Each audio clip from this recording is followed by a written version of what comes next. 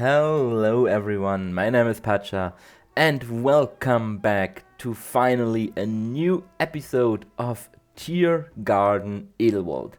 Yeah, it was 2 weeks without a video on my channel. I'm very sorry for that.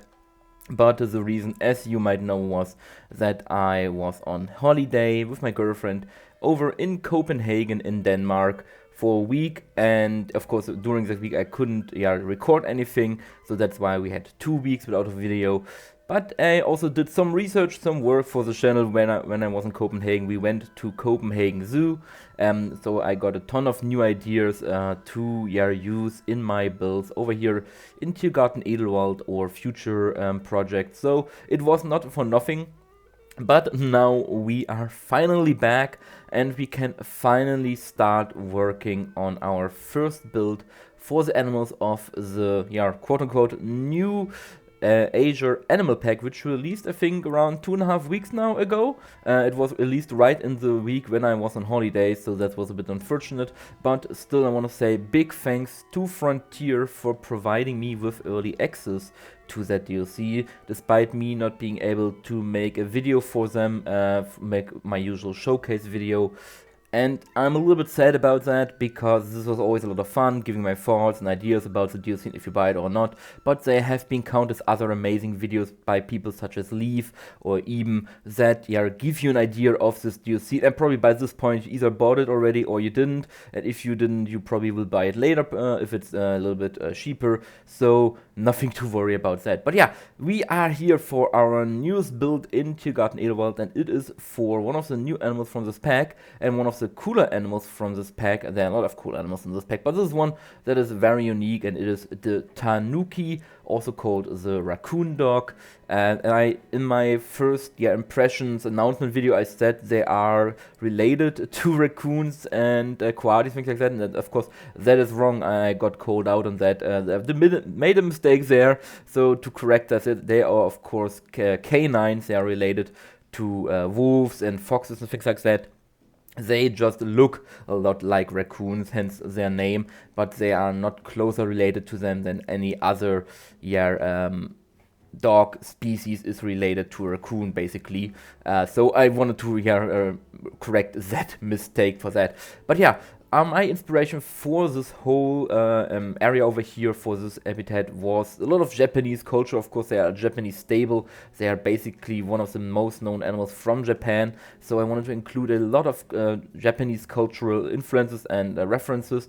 And I will go over them once we have built them. This is one of them, for example. But before I talk about what we are doing here, I just quickly also want to say a little bit of what the area is in the real life of Schönbrunn, because my zoo is heavily based on the real life of Schönbrunn, of the real zoo of Schönbrunn. And this area we are building here in right now, which is behind the giraffe habitat we built a couple of weeks ago with this incredible indoor area, is in the real zoo is an area for reptiles. It is called the Croaky Park or Crocodile Park in English, and it's basically a giant reptile house. Not a giant, it's a big reptile house and also aquarium, which houses a couple reptiles and fish and other species. It's also part butterfly house, and this is what fills this area basically out. And I didn't want to do that. For once, I don't really like building for reptiles in Planet Zoo due to their really messed up hitbox, being gigantic even though the animal is small. So I built a couple times for reptiles on this channel in the past, so if you want to see that, there are videos out for them. But for this time I wanted to do something different, and my first thought before we got this pack was that I wanted to build a butterfly house and a garden, maybe, for example, for that. And I had already had plans how the butterfly house would look, very baroque, industrial revolution like butterfly house with a lot of steel and things like that, and copper and glass. But then this pack got announced, and I thought, hey, I could also use this area to make it a small Japanese area. So we are having 2 new animals in this place. We are, of course, having the Tanuki this week, and next week we are gonna add the red-crowned crane on the other side of this bridge, and then this concludes basically the small Japanese area. That means we don't have any more Japanese animals in the game anyway. We have the Japanese macaque from the base game, but I didn't want to build them for another monkey this time. I already built for a couple, and I want to keep things a little bit more fresh. So we are building for only 2 animals. I hope that's okay, but I'll try to throw a lot of theming into this area, a lot of cultural references to Japanese culture, if that's possible, and then make this a little oasis, a little Japanese oasis, basically behind the giraffes here, near the entrance of the zoo, actually.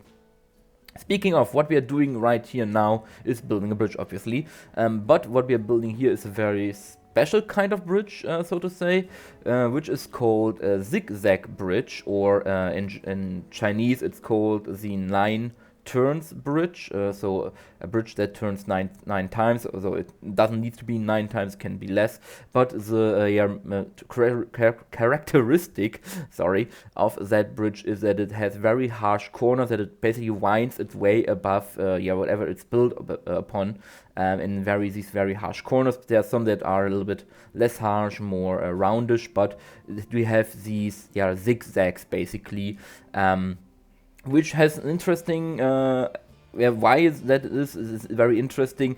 So the main idea in the common knowledge or in the public is that it has to do with evil spirits, so that evil spirits in the Japanese and Chinese belief system, they can only walk in straight lines, they can't walk on turns, on corners, and so these bridges are built because then they are safe to pass over and to escape from evil spirits. And while there might be some truth to this, it is not really something that is associated with these bridges. I don't know where this belief comes from. Maybe some sort of urban legend, for example. Probably there is some merit to this, but there's not really a documented report about from the people who build these bridges about that this is the reason. The most likely reason why we have these bridges, why they are shaped like that, is that they are built according to Zen philosophy, also to Feng Shui philosophy, and that they are meant to that the walker focuses the attention on the mindfulness of the current place and the moment around it, that they get multiple perspectives and different views of its surroundings. So it's a lot more about aesthetics and keeping a little picture of the world in your garden, being in the here and now, rather than warding off evil spirits. So as I said, there could be some proofs to that idea of evil spirit not being able to walk on tight turns, and that these bridges are built because of that. As I know, I'm just read a little bit into all these things that I'm telling you here today, to get you an idea and to know what I'm a little bit talking about and just not making stuff up. But I'm in no way an expert about these things. I didn't study Japanese culture or Asian culture. So if you have more knowledge into that, if you are maybe from that country, if you are if you have maybe studied this, if you have a lot of knowledge, you can always correct me in the comments. Be nice to me. Don't be an asshole. As always the right thing to do here, and let us know what the real purpose, for example, is, if you know the real purpose, and if you don't, not just copy over from Wikipedia and copy that over into the comments. I think a lot of people would love to hear real experts share their knowledge about these things. I'm just trying to give a little bit of need to know and funny facts here about all these different things that I'm building here today, and right into the next one we are doing here, which is this temple-like structure. But the idea behind it is that this is shoro. I hope I pronounced that right. Shoro is the Japanese word for bell tower in a Buddhist temple. Now, we have 2 major religions in Japan, at least in older times. Nowadays it's a little more mixed up, but in the old times we had 2 major religions or spiritual beliefs in Japan, one of them being the home-owned religion, which is the Shinto belief, so a lot of natural beliefs, natural spirits and things like that. And then later from mainland Asia we get the Buddhism, coming over to Japan and taking off and being very big, and almost partially replacing Shinto beliefs in the public. And they in Buddhist temples, they have these bell towers, where they have a large bell in there that can be struck by a mallet or by a big piece of wood that is close by, and then that is there to call the Buddhist priest to the prayers, to their work, and that is why we have these big bells and these big bell towers. Now, I will later build some stuff that is also Shinto related, so we have a little of a mixed match here between Shinto and Buddhist religion, buildings basically in this area or in this habitat, and the thing is that they can also be bell towers in Shinto shrines, so a sacred place for the Shinto religion is called a shrine, for Buddhism it's called a temple, but there can be also bell towers in Shinto shrines if they have been former Buddhist temples. Some temples go back to Buddhism, some go back to Shinto. They switch back and forth. It happens also in Europe with Muslim buildings and Christian buildings. Sometimes the religion changes and the meaning of the building changes, but some things persist. In this case, for example, the bell towers still stay there, and they are also very common in Japanese temple culture. Japanese bell towers are very known. In fact, I think so because I know them, a lot of them. So I think that was a nice idea to incorporate into this building as a little bit of a lookout point, a little of a rain cover for the guests, and a little of a cultural theming basically for our raccoon dog habitat, which I really like. Why we are now building this bell tower, let's talk a bit about the animal itself. It's a really cool animal, it's really nice. It's the only carnivore in the game that we have that can climb, and I think it's one of the only few carnivores in general. Canines. Of course, a lot of carnivores can climb, but canines, it's one of the few canines that can climb, that can sleep on trees and climb on trees. Another one I know from my head is, for example, the gray fox from America, which is known to climb on trees. So it has a little bit of unique characteristics, and Frontier luckily included that. They gave them the climbing need in game so that the animals can climb on structures, which we also later include in this habitat, which is really nice to see that they did that. And they could have just skipped on that and said, nah, we don't make it a climb similar. They had two other animals, for example, the Asian water monitor, which also can climb theoretically, but Frontier didn't include that. But they gave them deep swimming, but they didn't give the African water monitor deep swimming, the Nile monitor deep swimming. It's a whole bag of worms, a whole can of worms that opening here. But yeah, I also included some small pieces talking about the pack again from the Asia animal pack, but not many. I included these wood stripes. You saw that in a couple seconds ago on top, but main pieces here come from the base game East Asia pack, which is very Japanese, Chinese themed. So that was a real lot of help, and I never use these pieces, so it was really cool to finally use them in a way that looks good, because some of them still have the curse of the early base game, that they are very much oversized, they're gigantic in places, they are very hard to work with, some of them are not recolorable. There's a lot of things wrong with the base game pieces for this game, but luckily Frontier got better with that and changed things up, which I'm very happy about, that we finally get some pieces now. But speaking of the pieces from the Asia pack, I'm not too sure honestly about them. I mean, they are not bad in any way. We get a lot of these gigantic flower pieces again that we started getting with, I think, the Barnyard pack. Back then with the Barnyard pack we got all of these flower pieces, these big flower pieces, and we got them in the Americas pack.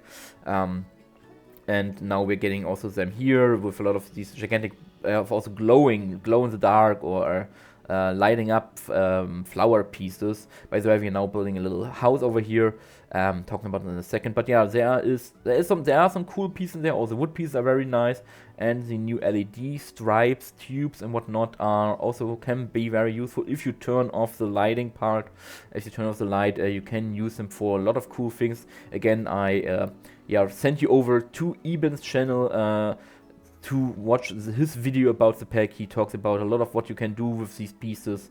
If you haven't checked it out, I highly recommend so.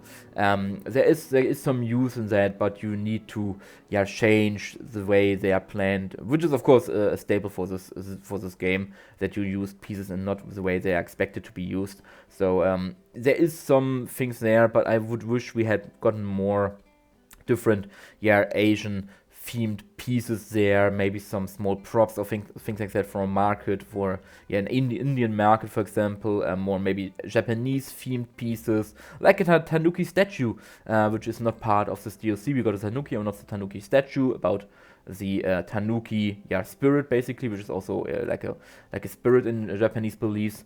I included one in this build made by a wonderful creator on the workshop.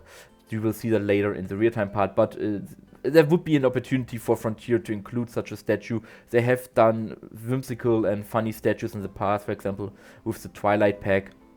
So there would have been option for that. But yeah, back to this little house over here. I tried to emulate the Japanese housing style with these white plaster walls and all the wood work around it, but I didn't want to go with the typical big grand palace things, very typical Japanese big thing with tiled roofs and things like that. More rather, I wanted to create kind of the illusion or the idea of a little of a country house.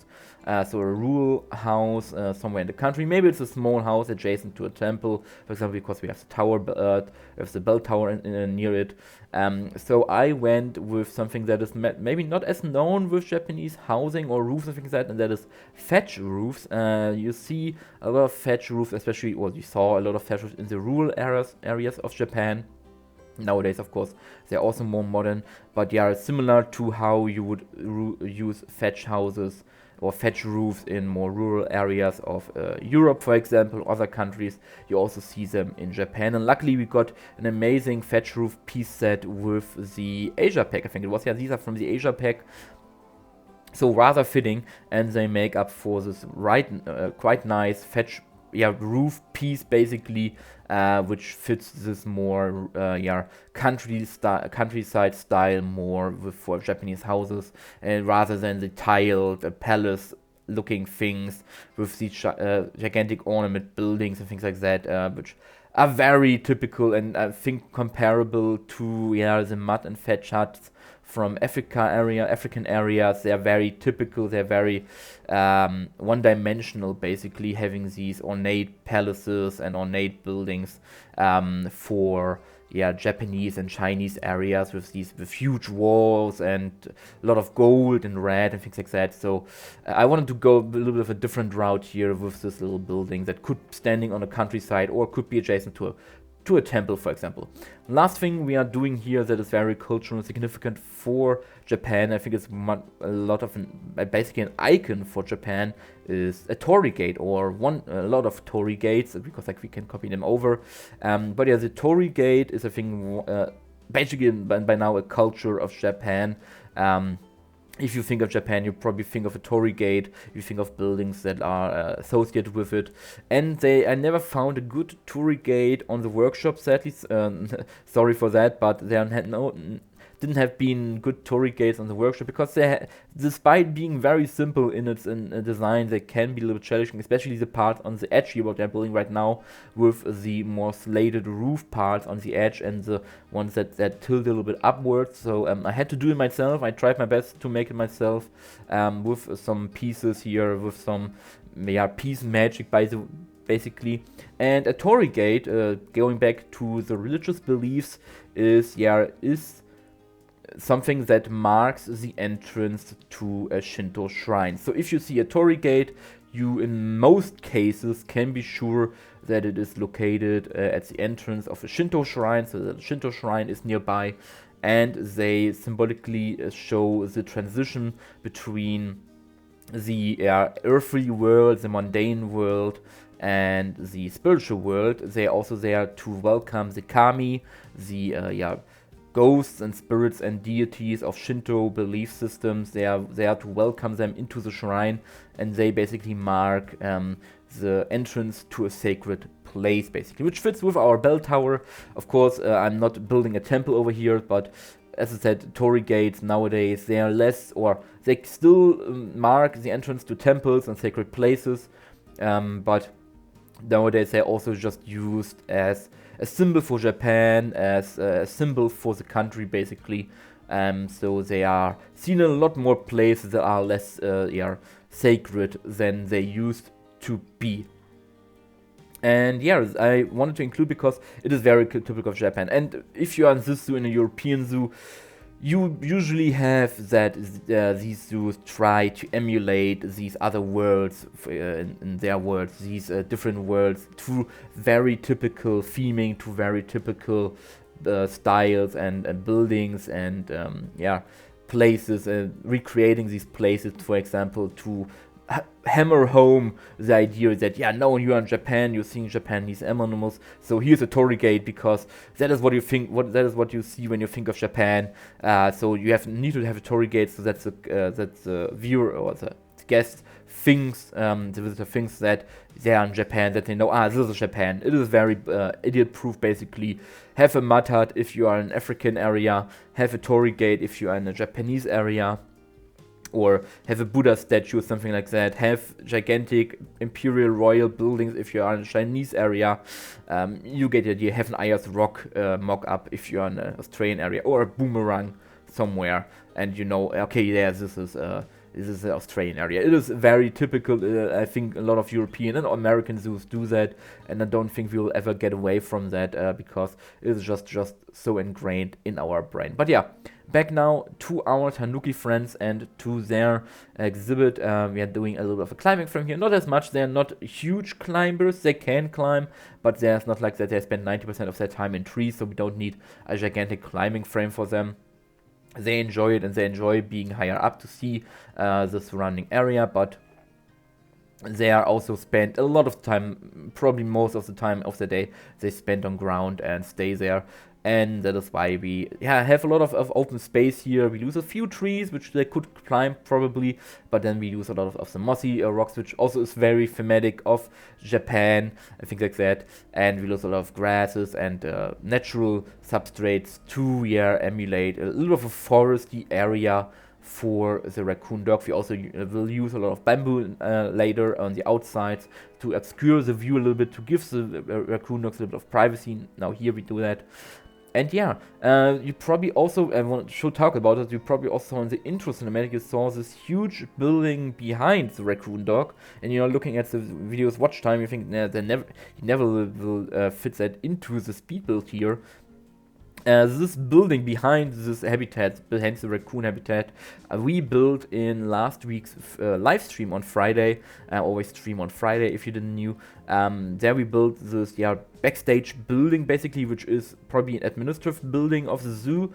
It is there in the real zoo as well. It's probably a office building, and we built it as a backdrop, which also serves as a boundary, a wall for the zoo itself. I just don't include that in the speed build because it would be rather boring to see me build that, because it's very simple. And we also included a little Zen garden, a pebble garden, in that live stream that you also see in the intro cinematic, or you saw it already. I record the intro cinematic after I do the voiceover, so I don't know yet what I will come up with. A future Pacha will come up with in terms of design of the intro cinematic. But I also did a little Zen garden, which also is very reminiscent of Japan, these dry gardens as they're called. And we are now finishing up with the foliage part of the raccoon habitat, doing some little bit of theming, also a little bit of detailing here and there with some sticks and roots and things like that. And I will now leave you to the last couple seconds of the speed build. Oh, wait, see you now, I can just talk to the end. But I will see you then in a moment in the real-time part where we look at the finished result, of the fully finished result of this building. And thanks you for listening so far. I hope you enjoyed my little, excursion into Japanese culture and Japanese theming. And now I see you in the real-time part.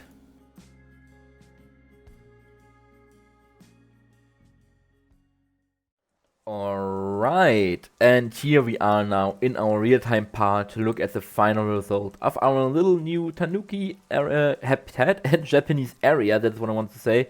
And we start here right between the entrance cafe and the South Africa house, as well as the giraffe, I wouldn't say Japanese, but the giraffe exhibit, as well as the, I'm still in love how with the backstage building for the giraffe. I think it's one of my best works. But anyway, we are not here for that, we are here for the Tanukis, and we don't go through the Torii gate just yet, but we go the other way around, just also to show you some stuff we did during the live stream last week.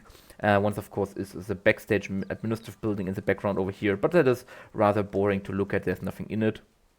It's just as a background scene. So we go to our first viewing window over here, where we get a look into the habitat for the Tanukis. And can we spot one?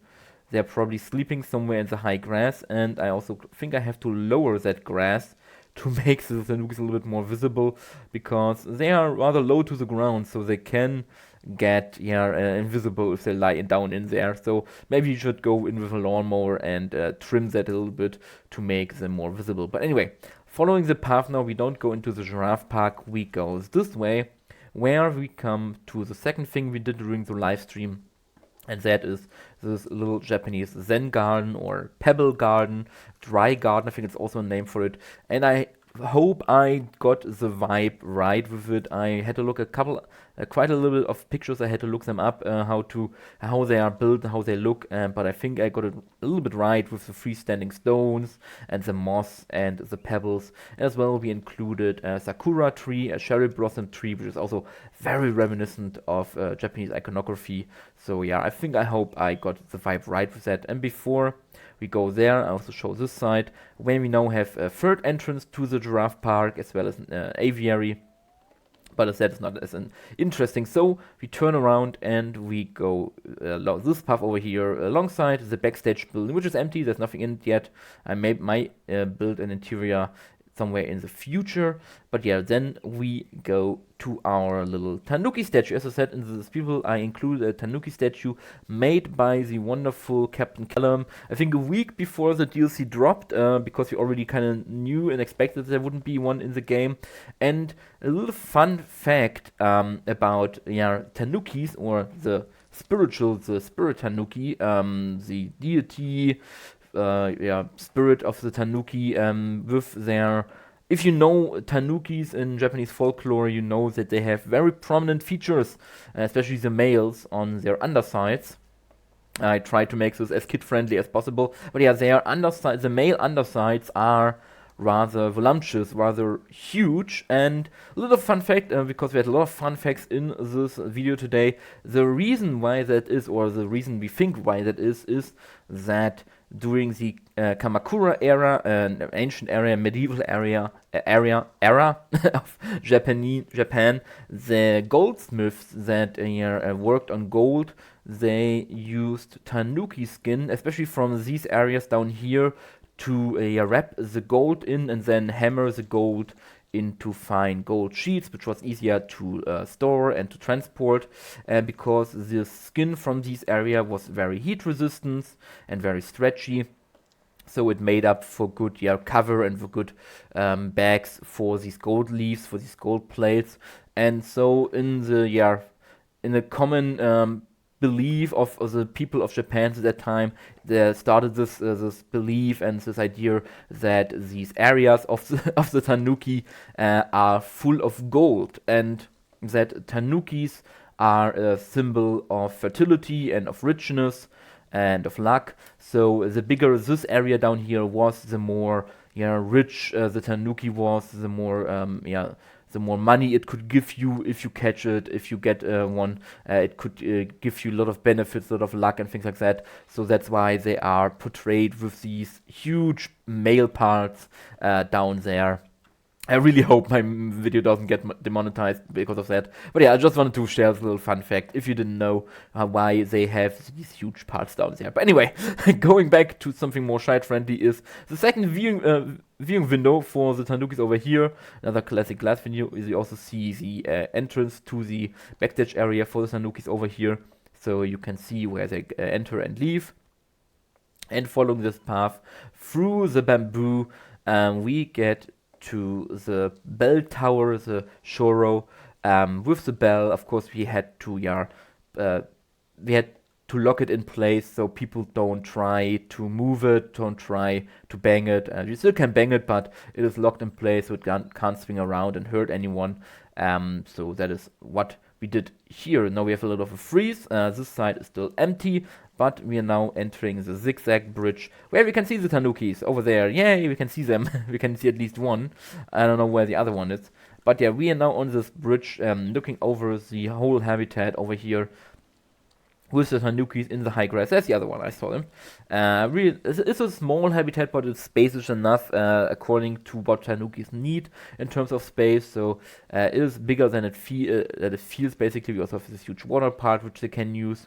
And yeah, I really like how it turned out. It feels lush, it feels like a little sanctuary for them with all these different plants and foliage. We also included some of the one new plant that we got with the update to the DLC, the Chinese lantern.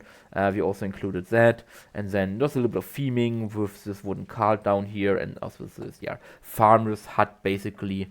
Really like it, really nice how it turned out. You can also see the giraffe pavilion in the background, and the sakura tree, so it adds to the whole atmosphere. But yeah, don't need to go that way, but I can stand here to stay. Thank you for watching today's episode. Thank you for listening to me. They are rambling about Japanese folklore and Japanese culture for 24 plus minutes. So I hope you enjoyed this video, and I hope I see you in the next one. And until then, have a great time, stay safe, and bye bye everyone.